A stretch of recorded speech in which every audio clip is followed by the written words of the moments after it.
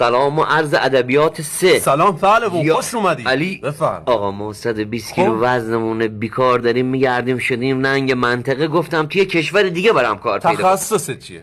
من تو کار پرورش گل هستم. همون گلای تزیینی؟ نه، همون گلای سنگ. ولی ریسک داشت، نمیذاشتنمون، دوزم زیاد داشت، ولش کردم. والا من که نفهمیدم شغل چیه، ولی طالبان داره نیرو میگیره. حقوقش هم خوبه. اسم بنویسم؟ نه ننویسی آکاکا، من دارم میگم تو کار گلم، روحیم لطیفه. میگه طالبان نگاه هیکل من نکن، من سر مرغم نبریدم ناموسم. حراست میتونی باشی؟ اصلا از تو جنگ و خونریزی و حراست کاکا بیا بیرون، از لنگ بنفش بریم هم بگو. نه برادر من، حراست یه دیسکو توی تایلند رو دارم میگم. خب همینجا که زنا خودشونو میمالن به لوله؟ آره همونجا که رقص میله داره. خب بنویس اسم من اینجا میرم.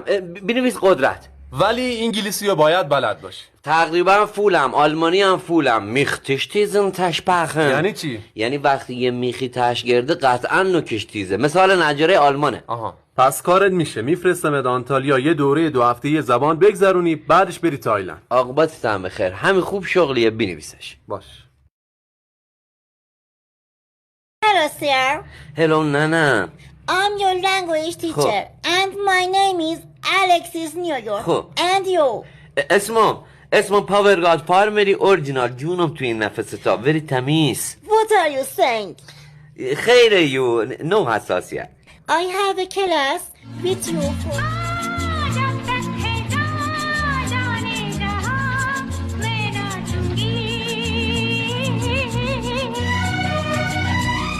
ای درد تو سرم بخوره استاد لای برنجیم. Get Mr. Manager, help me!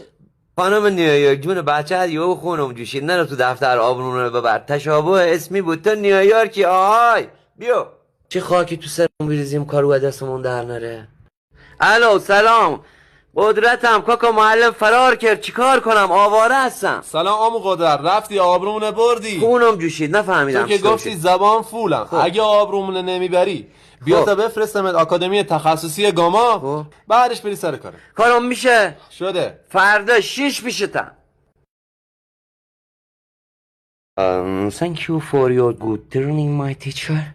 You're welcome, Mr. Qudrat. I see you later in the coffee shop. تا نرفتم اون طرف.